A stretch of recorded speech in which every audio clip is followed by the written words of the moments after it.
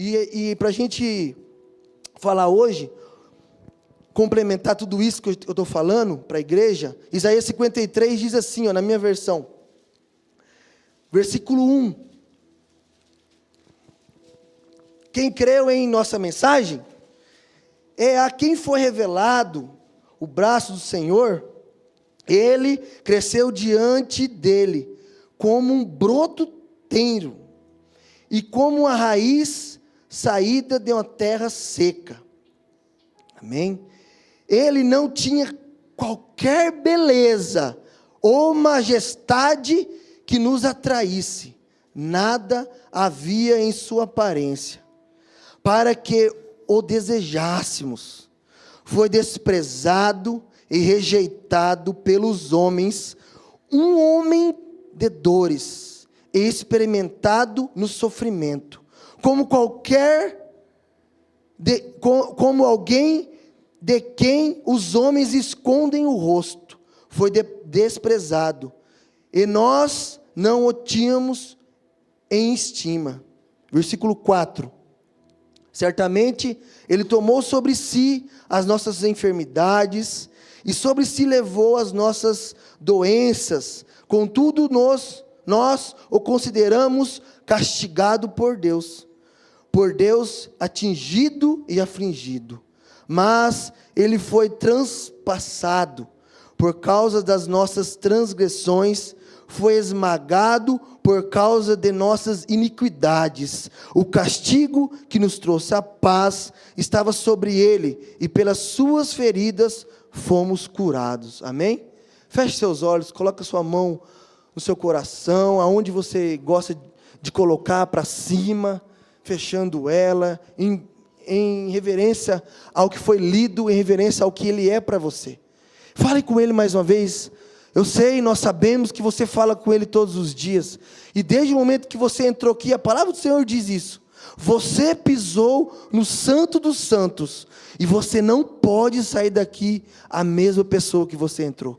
Todas as vezes que nós venhamos à casa do Pai, nós renovamos a nossa intimidade com Ele, nós falamos com Ele, nós ouvimos o que Ele quer de nós, nós entregamos o nosso coração mais uma vez, e nós saímos daqui fortalecidos, nós saímos daqui fortes, nós saímos daqui com mais vontade de falar que nós somos dEle, que nós vamos até o fim, até o último suspiro, falar que Ele é o único e suficiente Salvador da nossa vida.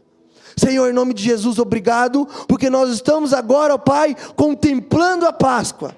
Pai, nós estamos aqui, terminamos um ciclo de 40 dias, ó Deus, que iniciou lá atrás. A igreja estava em jejum, muitos terminaram sexta, outros terminaram hoje, outros vão continuar fazendo propósito contigo, porque já entenderam que o propósito não é somente um período ou uma data comemorativa, e sim, diariamente contigo, até porque Jesus disse um dia: e quando jejuardes, não fazer cara feia. E a palavra dele, quando ele fala assim, e quando jejuardes, para ele, ó Pai, ó Deus, para o nosso Rei Jesus, ele acredita que todos vivem em jejum, todos vivem em propósito. Então nós sabemos que nós, como filhos, ó Deus, nós precisamos viver com um propósito sempre, ó Pai. A nossa igreja é uma igreja que ora, é uma igreja que vive em propósito, ó Deus. E é por isso que aqui cura, aqui se liberta, aqui se renova. Aqui, Pai, as pessoas entendem o que é o Senhor e recebem a Tua presença. Pai, obrigado, porque essa Páscoa está se passando mais um ano. E nós estamos felizes, porque o Senhor é o único Rei em nossa vida, em nossa igreja. Em nome de Jesus, ó Deus, mais uma vez fala conosco, como o Senhor vem falando nessa noite. Amém. Pode se assentar, igreja. Amém. Como eu disse, eu queria passar uma mensagem, quero transmitir algo em poucos minutos. O amor e o carinho que Jesus tem por mim e por você, de Ele ter se entregado, de Ele ter se curvado e aceitado passar esse cálice. Nós sabemos a dificuldade que é. Todos os dias a gente está literalmente vivendo o propósito de Jesus. Nós sabemos a dificuldade que é nós vivemos em santidade. Porque nós sabemos que nós somos pecadores. Mas nós cremos num Deus, que é um Deus todo-poderoso, que é um Deus misericordioso, que é um Deus que faz acontecer milagres em nossas vidas. Muitos aqui conhecem, eu era um homem que eu não achava que Jesus era tudo isso que Ele é. Eu conheci o Jesus da cruz. Eu conheci o Jesus que muitos, a maioria conhece. Mas, desde 2011, quando eu aceitei Jesus, eu só venho crescendo a minha intimidade com Ele. Ano após ano, não é título que faz isso. Não é porque eu fiz um curso, uma teologia, que fez eu entender, não. É porque eu e você que está aqui, ano após ano, nós chegamos a entendimento maior da intimidade que nós necessitamos dEle. Do agir dEle em nossa vida. Para relembrar rapidamente, nós estamos comemorando hoje a Páscoa. E a Páscoa, lá antigamente, ela era comemorada, celebrada anualmente, como uma festa de gratidão e celebração pela libertação dos hebreus, enquanto eles eram escravos do Egito. Nós sabemos também que a primeira Páscoa foi uma ordem dada por Deus. Ele emitiu uma ordem dizendo ao seu povo, ainda cativo do faraó, ele falou assim, lá em Êxodo, capítulo 12, versículos 7 e 8, ele disse assim: passem então um pouco de sangue nas laterais e nas vigas superiores das portas, das casas, nas quais vocês comerão o animal, o cordeiro. Naquela mesma noite, vocês comerão a carne assada no fogo, juntamente com as ervas amargas e o pão sem fermento. E através daquela marca do sangue colocada na porta, Deus livrou o povo da morte. Livrou da morte o primogênito daquela casa, que foi a 10ª praga que Deus lançou sobre aquele povo do Egito, do faraó. E ensinou a eles o valor. Deus daquela época, na primeira Páscoa, podemos dizer assim, Ele nos ensina o valor da obediência. Imagine Deus usando um profeta hoje e falando para nós fazer a mesma coisa. Pegar um cordeiro, sacrificar ele e passar o sangue na porta. Então, naquela época, as pessoas que obedeceram a Deus, o próprio povo de Deus, que obedeceu a Deus, ele se rendeu a Deus, porque a obediência os levou a fazer o ato que Deus pediu. Então, aquele sangue que foi derramado, foi um ato simbólico que Deus falou assim, façam, porque vocês estão me obedecendo. Isso é o quê? É algo já profetizando e apontando o sacrifício do Cordeiro de Deus lá na frente, que é o nosso Senhor Jesus Cristo. Então é algo lá de trás, para lembrar o povo lá na frente que iria acontecer a mesma coisa. Um sangue seria derramado para livrar o seu povo. Aquela época foi derramado na porta para livrar o povo do espírito da morte que Deus lançou, que foi a 10ª praga, mas lá na frente ele iria fazer a mesma coisa, mas dessa vez seria um homem, seria o nosso Jesus, mas iria acontecer a mesma coisa. E a Páscoa então se tornou, igreja, uma festa celebrada anualmente, em todas as primaveras. Esse calendário, lembrando que é o calendário lá da região de Israel, aqui para nós no caso é na época de outono, né? Então a festa dos pães sem fermento, como também era chamada, durava uma semana inteira, e era marcada pelo sacrifício comemorativo em memória à libertação do povo da escravidão. Então isso foi se tornando anos após anos essa festa. Aí chegou-se a época de Jesus. Foi quando Jesus foi-se o cordeiro vivo lá na cruz. E aconteceu a mesma coisa, o sangue dele precisou ser derramado. Então a morte de Jesus e a ressurreição de Jesus foi necessário para que o povo, eu e você, além disso tudo, também não acreditasse somente em uma festa, em algo que estava sendo todos os anos ocorrido. E Deus precisou fazer isso para, claro, salvar nós, o povo, do pecado. E Jesus aceitou tudo isso. Mesmo assim, nós esquecemos às vezes.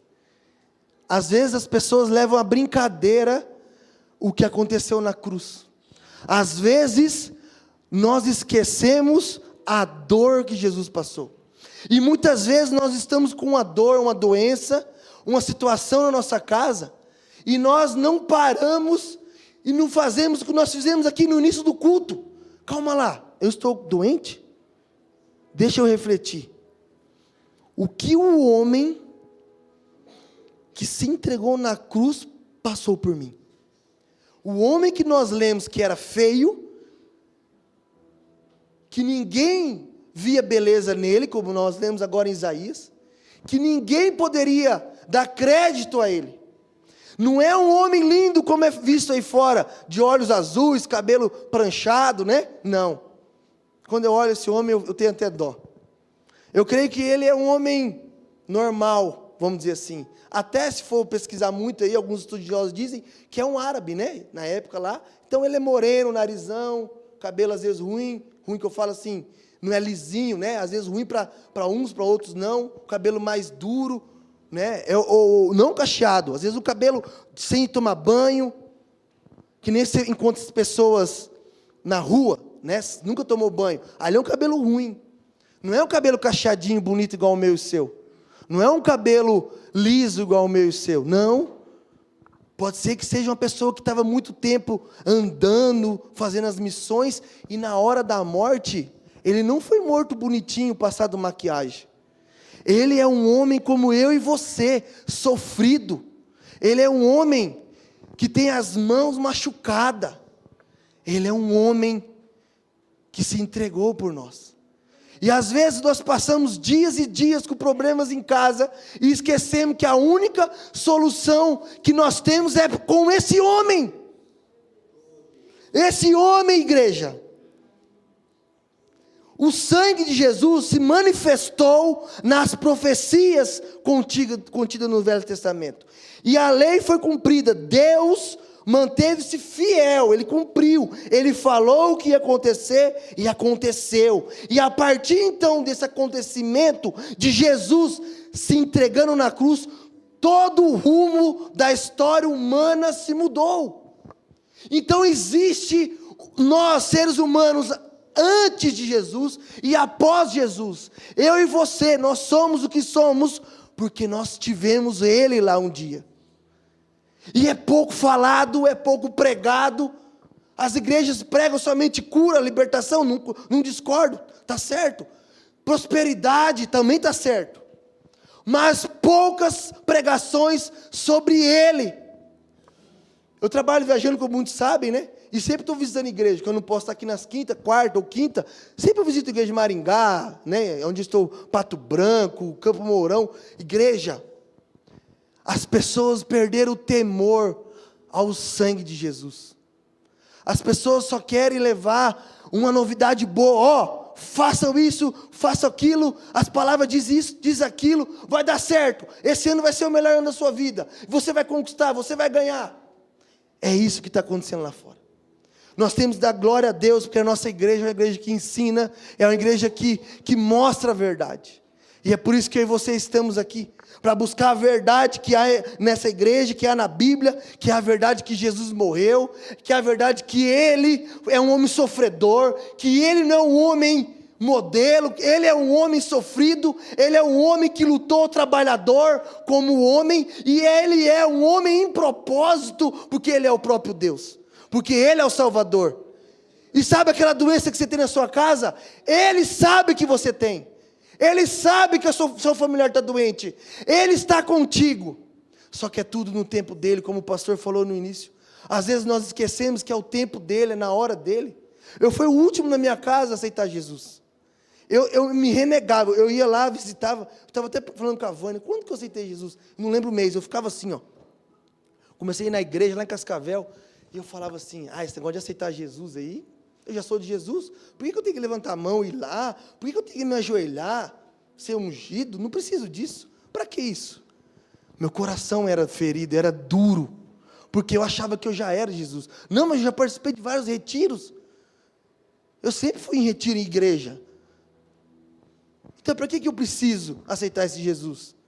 Até que um dia, no mês de maio, a Vânia não lembra a data nem eu, no mês de maio de 2011, eu senti que tinha chegado minha hora. Eu falei assim, esse homem estava sendo pregado sobre a morte dele. Esse homem que morreu por mim, eu preciso conhecer mais dele. E eu só vou conhecer mais dele se eu me arrepender e se ajoelhar perante ele, não o pastor que está lá pregando. E foi lá que mudou a minha história.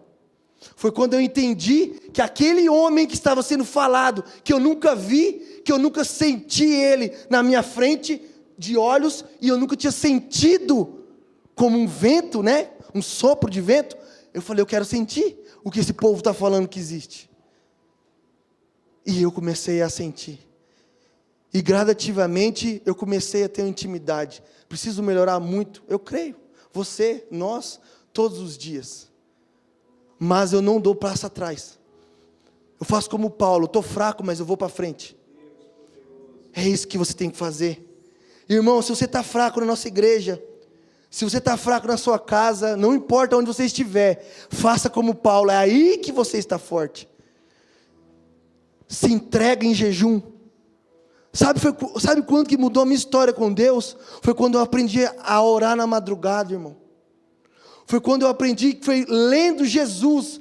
Ele, antes de ir para a cruz, ele se ajoelhou na madrugada. E quando ele voltou, os seus discípulos estavam dormindo. É lá que muda a sua história.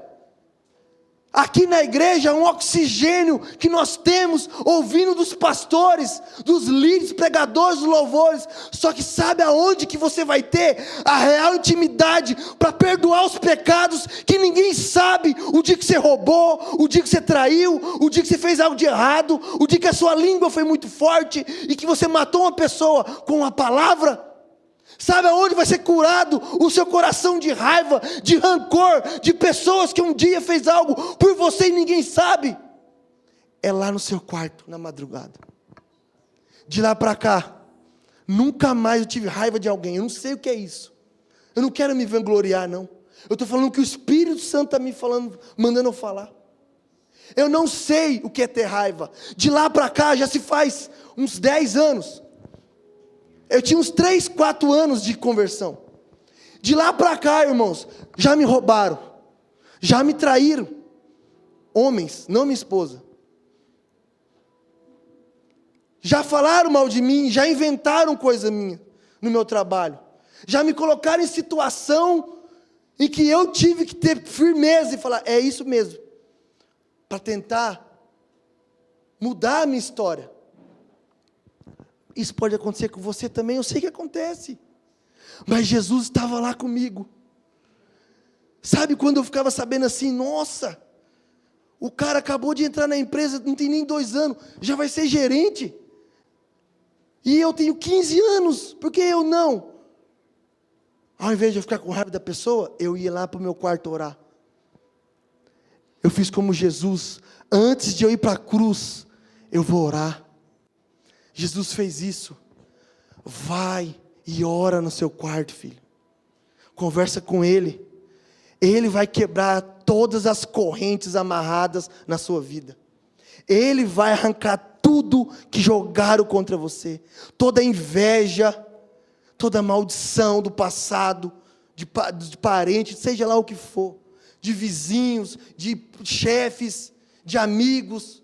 Não importa. Deus, Ele é tão bom que Ele faz você até ter uma memória ruim do passado, como fez comigo. Eu sofri um acidente de moto, e muitas coisas do meu passado eu esqueci. Eu faço o tratamento até hoje, eu vou num neuro. Deus é bom até nisso. A minha irmã fala assim, nossa, o Danilo ele é tão abençoado que até a parte ruim da nossa vida, entre aspas, né? O sofrimento que nós tivemos, ele perdeu tudo, ele não lembra mais nada. Os 2 primeiros anos de namoro, meu e da Vânia, eu não lembro nada. Porque se apagou-se muita coisa. Quando eu voltei para Cafelândia em 2020, muitas pessoas que eu estudei na faculdade, que eu trabalhei na Copacol, eu tive que começar a olhar nas fotos para mim começar a lembrar. Alguns não sabiam disso, estou falando hoje pela primeira vez. Eu fico aqui todo domingo, quando eu prego, falando assim, gente, eu faço tratamento no neuro. Gente, eu preciso fazer isso. Eu fico? Não. O meu maior tratamento é com Jesus. Eu erro, eu falho, eu gaguejo, eu esqueço, eu faço alguma coisa que às vezes não te agrada. Eu sei o porquê, porque a minha cabeça tem algo que está falhando. Mas eu não fico usando isso de muleta. Eu não parei de pregar, eu não parei de trabalhar numa empresa multinacional, cuido de 10 pessoas, tenho 2 filhos, uma esposa, pais, irmãos, eu estou lidando tudo, porque não é eu, não sou eu que sou forte, é a cruz que é forte na minha vida. Mas essa cruz, igreja, foi quando eu aceitei Jesus. Aceite, você que nunca aceitou Jesus, essa é a noite de você falar assim, eu quero mudar.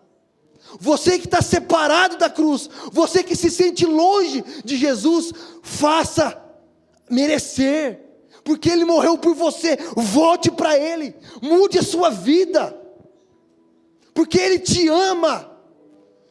Se você morrer amanhã, filho, se acontecer algo com você amanhã, você vai estar no céu. Essa semana eu perdi um amigo, entre aspas, um colega no ramo que eu trabalho, um médico ali em Toledo. Há um ano atrás, eu até falei na igreja, a esposa dele faleceu, um ano atrás, nem um ano, em agosto. Ela estava grávida, ela tem 2 crianças. Ela fez o Instagram, Mundo da Alice, algo assim. Começou a ficar famosa, Mundo da Alice. E ela começou a se envolver só nisso, no Instagram. Aí veio outra criança, que eu não lembro o nome. 2 menininhas, linda. Aí ela ficou grávida do terceiro.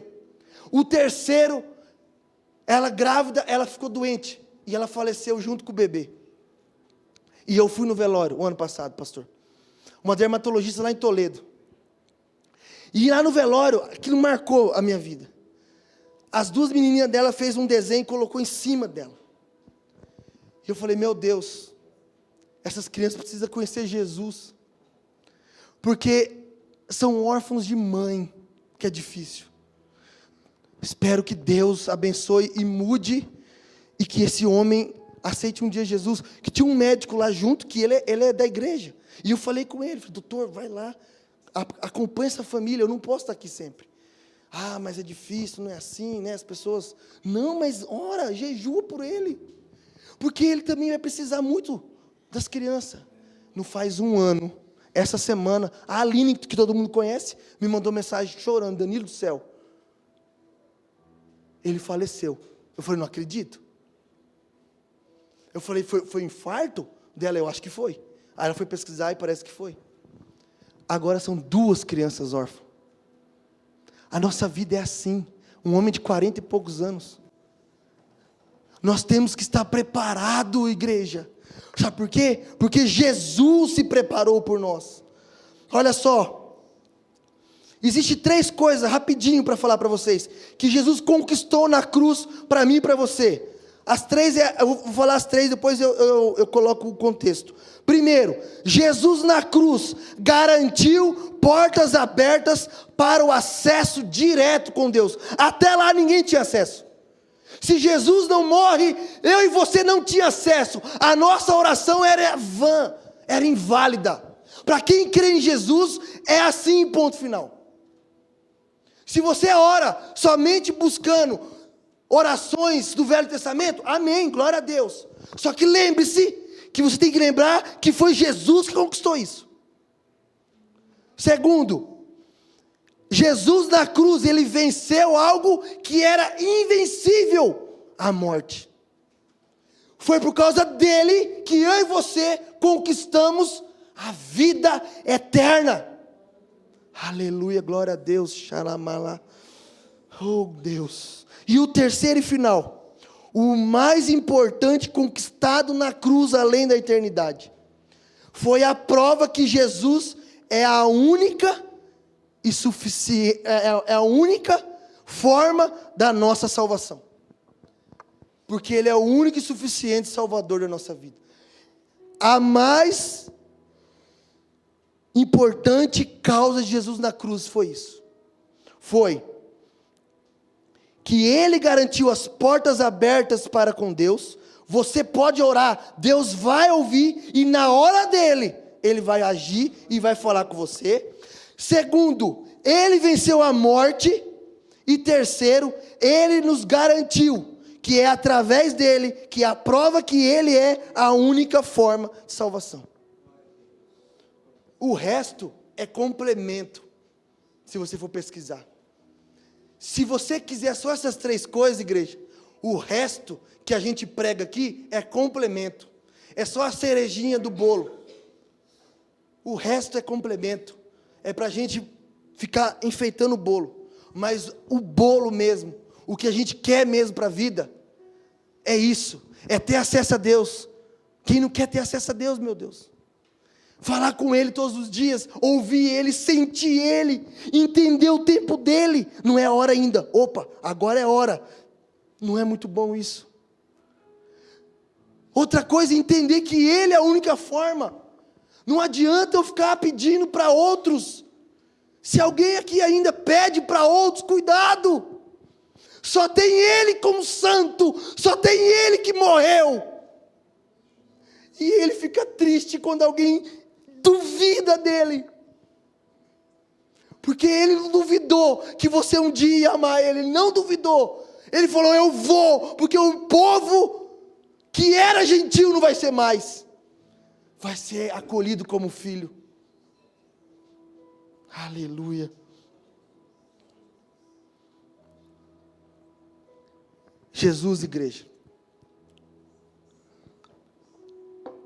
Ele nos ama. Ele faz parte da minha vida, porque Ele é a minha vida. E eu sei que Ele faz parte da sua vida. Jesus, Ele quer transformar a minha vida e a sua vida nessa noite.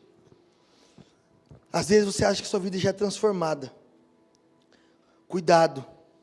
Cuidado com a muita sabedoria do homem. Cuidado com o ego, com o egoísmo. Cuidado com o achismo. Nós temos que aprender muito sobre Jesus. Muito sobre Jesus. O que nós estamos fazendo por as pessoas do nosso lado. As pessoas que trabalham com nós. As pessoas que convivem com nós. Será que realmente eu estou sendo como Jesus? Eu estou amando, me doando por essas pessoas? Será que 2 horas num domingo está sendo mais forte do que 6, 7 dias na semana na minha vida? Será que o peso de 2 horas num domingo, com mais 1 hora na quinta, está sendo mais forte na balança do que o resto da semana sem fazer nada para Ele, ou com Ele? Cuidado. O domingo e a quinta tem que ser a cereja. A conquista que você precisa, que eu precisamos ter, é durante todos os dias. Ele disse assim, ó, eu sou o caminho. Às vezes nós queremos fazer o caminho. Eu estava com os jovens esses dias, pastor, e falei, estou encerrando. Falei lá na casa do Derek, lá no encontro dos jovens. Que falei assim, eu não volto mais, né? Aí para Cascavel. Eu não queria vir para Cafelândia e vim. Voltar para Cafelândia e voltei. Aí eu falei assim, mas aqui eu vou ficar. Eu acho que eu não volto mais para Cascavel. O pastor Rafael falou assim, cuidado, irmão. Porque você está falando eu. E é verdade. Eu tinha que ter falado assim, se Jesus tiver um propósito, eu vou continuar. Se Jesus falar, vai, eu vou ter que ir. Se Ele mandar eu ir para Naí, eu vou. Se mandar eu ir para Curitiba, eu vou. Como eu fiz, eu vim para cá. Era para mim ter voltado para Paraná City e não voltei. Assim é a nossa vida. Eu vim estudar e fiquei. Assim é a sua vida. Ele diz: eu sou o caminho. Se Ele é o caminho, nós não podemos querer cavar o caminho. Deixa Ele mostrar o caminho. A verdadeira vida você encontra nele. Eu sou o caminho, a verdade e a vida. Então a verdadeira vida está com Ele. Se você um dia, nesse ano, ou ano passado, ou alguma vez na sua vida, falou assim: a minha vida não é válida, eu não sou feliz. Calma lá, então você esqueceu dessa mensagem. Porque Ele é vida, então você não está com Ele. Então você está longe dEle. Você precisa voltar, ter intimidade com Ele. Ninguém vem ao Pai a não ser por mim.